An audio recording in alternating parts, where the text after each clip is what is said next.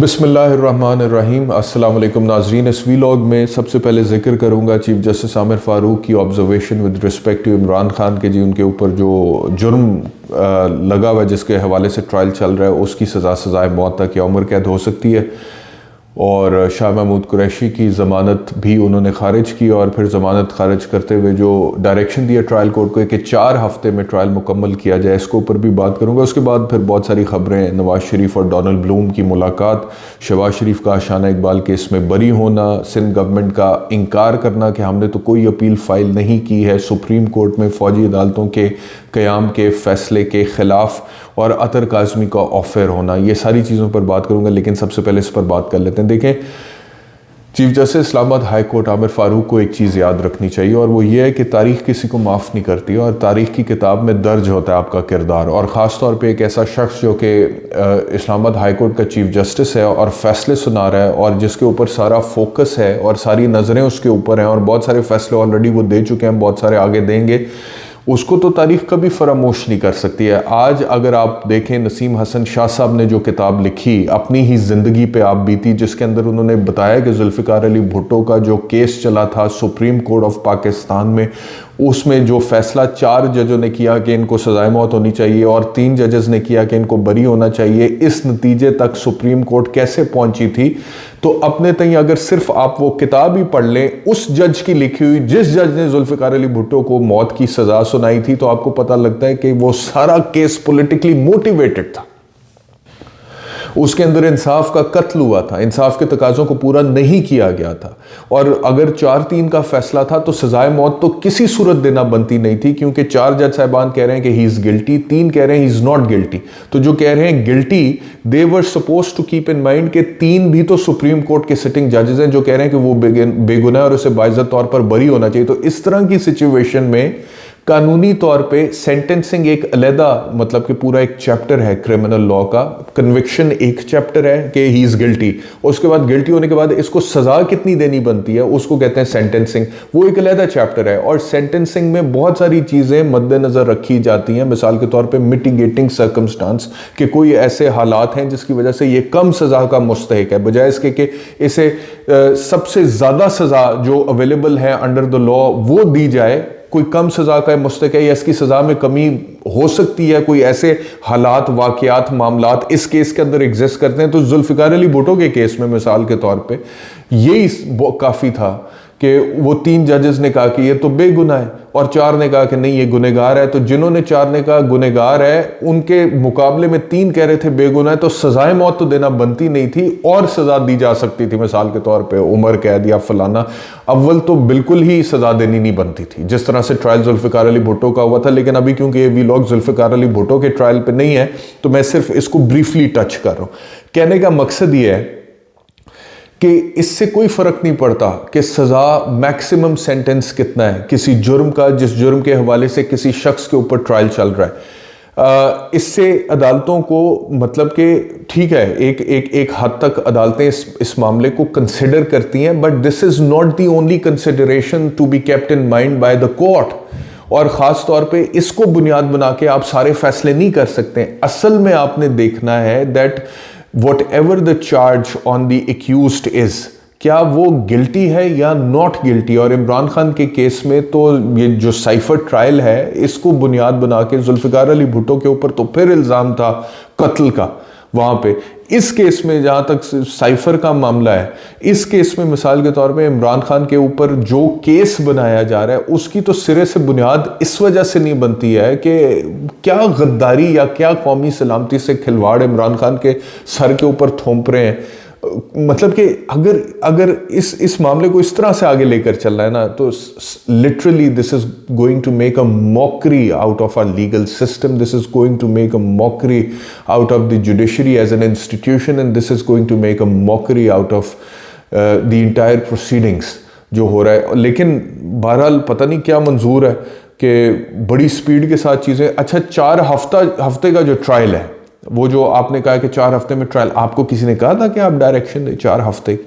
एक तो आपने जमानत खारिज की है, उस जमानत के अंदर आपने पूरा फैसला ऐसे लिख के दिया है कि जैसे ट्रायल कोर्ट की जजमेंट कॉपी पेस्ट कर लो तो जी वो जजमेंट भी बन सकती है। उसके बाद आप मजीद डायरेक्शन दे रहे हैं कि 4 हफ्ते में ट्रायल को मुकम्मल करें। तो आप चाह क्या रहे हैं? आप चाह रहे हैं कि तारीख की किताब में आपका नाम दर्ज हो जाए, वैसे ही जैसे कि उन जजेस का दर्ज है जिन्होंने जुल्फ़िकार अली भुट्टो के खिलाफ फैसला सुनाया था। ये बड़े अफसोस की बात है, बड़ी ही तकलीफ दे बात है। और एक शख्स जो कि मुनसिफ की कुर्सी पे बैठा हुआ है, जब वो सिर्फ वन साइडेडली चीज़ों को देख के इस तरह से फैसला सुना दे, कानूनी तौर पर ये मेरी राय है चीफ जस्टिस आमिर फारूक के फैसले के ऊपर, और ये राय देने का मैं हक रखता हूँ और इसमें कोई ऐसी प्रॉब्लम नहीं है कानूनी पॉइंट ऑफ व्यू से। तो ये मामला जो हैं ये बड़े अफसोसनाक बन जाते हैं जब इस तरह से फैसले डिस्पोज ऑफ होने लगें। तो एक तो उन्होंने ज़मानत खारिज की, मुस्तरद की, दूसरा ज़मानत का फ़ैसला ऐसा लिखा कि जिस फैसले के अंदर ट्रायल कोर्ट को इन्फ्लुएंस होने की गुंजाइश मौजूद है। इस तरह से वो फैसला तफसील में लिखा गया है कि जी ऐसे ऐसे इमरान खान जो है उनका कसूर बनता है। आप बताएं कि फर्दर इंक्वायरी बनती है नहीं बनती है, ज़मानत बनती है नहीं बनती है, आप बता रहे हैं कि इमरान खान का कसूर बनता है। You are not a trial court, आप ट्रायल के जज है ही नहीं। ये तो आपका काम ही नहीं था कहना कि जी इमरान खान का ऐसे ये कसूर बनता है इमरान खान का, आपका नहीं काम था। ये तो ट्रायल कोर्ट का काम है और ट्रायल कोर्ट जो चला रहा है उसको आप फैसला जो दे रहे हैं वो तो आपके नीचे सबॉर्डिनेट, आप उसके बॉस हैं। उसमें क्या हिम्मत रह जाएगी कि वो हिम्मत और जुर्रत करे आपके फैसले से इख्तलाफ करने की। ऊपर से आपने ये भी डायरेक्शन दिए कि 4 हफ्ते में ट्रायल को आप मुकम्मल कर दें। तो this is really very unfortunate.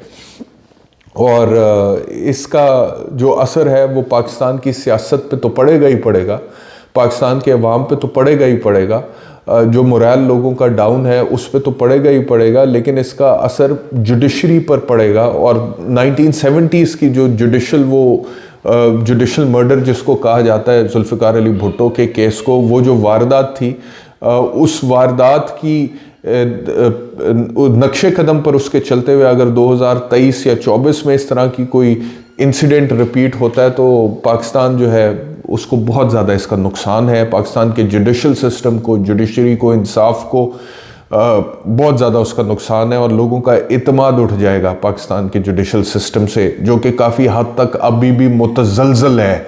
लेकिन एक अपॉर्चुनिटी है जुडिशल सिस्टम के पास कि इसको रीस्टोर किया जाए।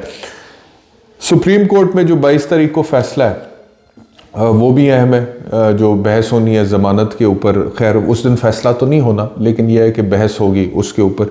तो एक तो इसके ऊपर बात करनी थी, दूसरा ये कि शहबाज शरीफ साहब बरी हो गए आशाना इकबाल से। सो नाउ दैट पॉलिटिकली चीज़ें उनके लिए फेवरेबल है तो अदालती फैसले भी उनके लिए फेवरेबल है।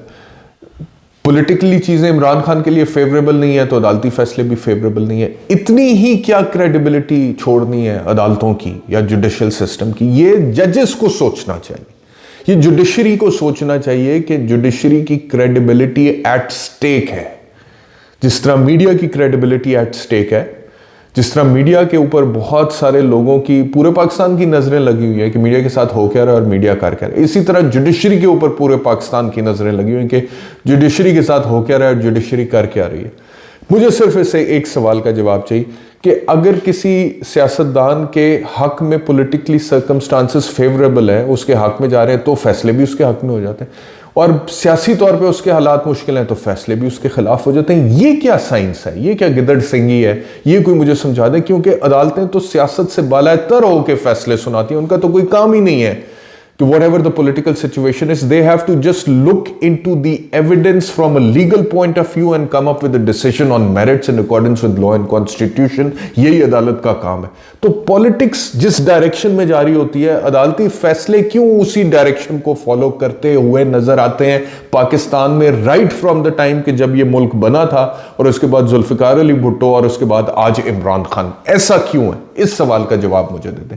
और जिस दिन ये नेक्सस टूटेगा, जिस दिन ये नेक्सस टूटेगा पॉलिटिक्स में और ये जुडिशल वर्डिक्ट्स में फॉलो करने का, उस दिन आप देखें कि पाकिस्तान के हालात बेहतर होना शुरू हो जाएंगे। क्यों? क्योंकि इंसाफ होगा, इंसाफ होगा, इंसाफ के तकाजे पूरे होंगे और चीजें बहुत बेहतर हो सकती हैं। जजेस के ऊपर बहुत भारी जिम्मेदारी है, अगर वो समझें, सोचें, महसूस करें इसको तो। और फिर फैसले हिम्मत करके दें तो फिर बहुत चीज़ें बेहतर हो सकती हैं। बहरहाल शहबाज साहब बरी हो गए जी, बरीत उनको मुबारक हो। नवाज शरीफ साहब डोनाल्ड ब्लूम से मिले हैं, अमेरिका के साथ ताल्लुकात बेहतरीन करने की कोशिश में है। अलीमा खान साहिबा का एक स्टेटमेंट मैंने देखा जिसमें उन्होंने कहा कि डोनाल्ड लू को हम सू करेंगे अमेरिका के अंदर। आई डोंट थिंक कि पॉलिटिकली इतनी वाइज मूव होगी इस वक्त। अब अलीमा खान तो आई डोंट नो कि वो पाकिस्तान तहरीक इंसाफ का कोई डेजिग्नेशन होल्ड भी करती हैं या नहीं करती हैं।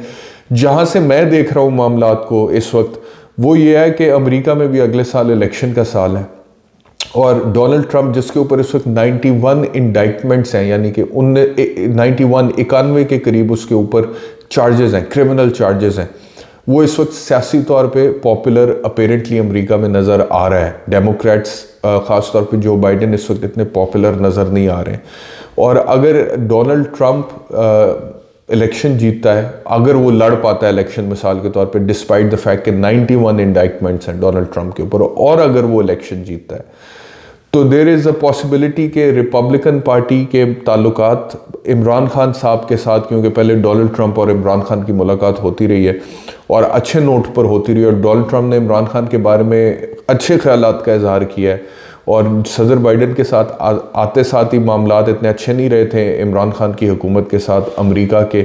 तो देर इज़ अ पॉसिबिलिटी कि अगर डोनाल्ड ट्रंप आता है जी पावर में तो इमरान खान के साथ अमेरिका के ताल्लुकात पीटीआई के साथ बेहतर हों। तो उसको जो है देखना ज़रूरी है और उसको एक्सप्लोर करना ज़रूरी है और पॉलिटिकली वाइज आगे चलने की ज़रूरत है। इसके अलावा एक और ख़बर ये है कि सिंध गवर्नमेंट जो है उसकी तरफ से एक पिटिशन, जहाँ ज़ेब अवान वकील हैं एक कराची के और एक बड़ी लॉ फर्म है, उनको कहा गया कि जी एक पिटिशन ड्राफ्ट करें फौजी अदालतों के क़याम के को गैर आइनी करार देने के हवाले से सुप्रीम कोर्ट का जो फैसला है उसके ख़िलाफ़ अपील करनी है। लेकिन सिंध गवर्नमेंट के निगरान वज़ीर आला ने बोला कि सिंध गवर्नमेंट ने तो कोई अपील, मेरे तो इल्म में नहीं, मैंने तो कहा ही नहीं कुछ। लेकिन अगर उन्होंने नहीं कहा तो सिंध गवर्नमेंट की तरफ से इस लॉ फर्म को रिक्वेस्ट कैसे चली गई और लॉ फर्म ने पिटिशन ड्राफ्ट कैसे कर लिया। आई एम श्योर कि ये बड़े प्रोफेशनल वकील हैं वहाँ के कराची के, ये बगैर फ़ीस के ड्राफ्ट नहीं हुआ होगा। तो ये भी ज़रा सिंध गवर्नमेंट बताए कि कितनी फ़ीस दी, और फ़ीस भी कोई थोड़ी नहीं होगी मेरे हिसाब से। तो सिंध गवर्नमेंट ये बताए कि कितनी फ़ीस दी है इसको, इस लॉ फर्म को ये पिटिशन ड्राफ्ट करने की, क्या कोई फ़ीस दी गई है, कितनी फ़ीस दी गई है, और अगर फ़ीस दी गई है और फिर ये ड्राफ्टिंग हुई है तो चीफ मिनिस्टर सिंध को ही नहीं पता था कि जी सिंध गवर्नमेंट जो है वो इस फैसले को चैलेंज करने जा रही है सुप्रीम कोर्ट में। तो ये किस तरह से मामला चल रहे हैं, ये भी एक चीज़ है। और आखिरी खबर आज की अतर काज़मी साहब के हवाले से है कि जी वो ऑफर हुए हैं, उनको जॉब से निकाल दिया गया। तो मेरी अतर काज़मी साहब के हवाले से जो मालूमात हैं वो यही है कि अतर काज़मी साहब की जो मैनेजमेंट है उस चैनल की, टेलॉन चैनल की, बरियार ग्रुप जो है वो इंतज़ामिया वगैरह, उनके अपने मैनेजमेंट के मैनेजरियल इश्यूज़ थे, फाइनेंशियल इश्यूज़ थे। लोगों को हायर किया बड़े अच्छे पैकेजेस के ऊपर, हैवी पैकेजेस के ऊपर, और हायर करने के 2 महीने बाद ही फाइनेंशियल प्रॉब्लम्स में मैनेजमेंट चली गई। तो वो इधर उधर का सहारा ले रही है कि जी हमारे ऊपर प्रेशर है तो इसको भी ऑफ़र करो, तो इसको भी ऑफ़र करो। तो मेरे तक मालूमात यही पहुंची है कि उसमें प्रेशर का अमल दखल नहीं है इतना, जो अमल दखल है वो इंटरनल मामलात का है, प्रेशर्स फाइनेंशियल मामलात का है। और उसकी वजह से बुनियाद बना के कि जी प्रेशर है हमारे ऊपर, तो इनको अतर काज़मी साहब को चैनल से निकाला गया या ऑफ़र किया गया है, क्योंकि इंतज़ामिया जो है वो अब हायर करने के बाद सोच रही है कि पैसे बहुत ज़्यादा हमें देने पड़ रहे हैं। तो पहले किसी और एंकर के हवाले से ख़बर आ रही थी कि जी उसको 2 महीने बाद, और वो एंकर ने कोई लीगल नोटिस वगैरह भिजवा दिया था, और उसके बाद फिर अतर काज़मी के हवाले से ये ख़बर आई है। तो बहरहाल ये इस हवाले से मालूमात हैं। इंशाल्लाह अगले व्लॉग में आपसे दोबारा मुलाकात होगी। अपना ख्याल रखिए। अल्लाह हाफ़िज़।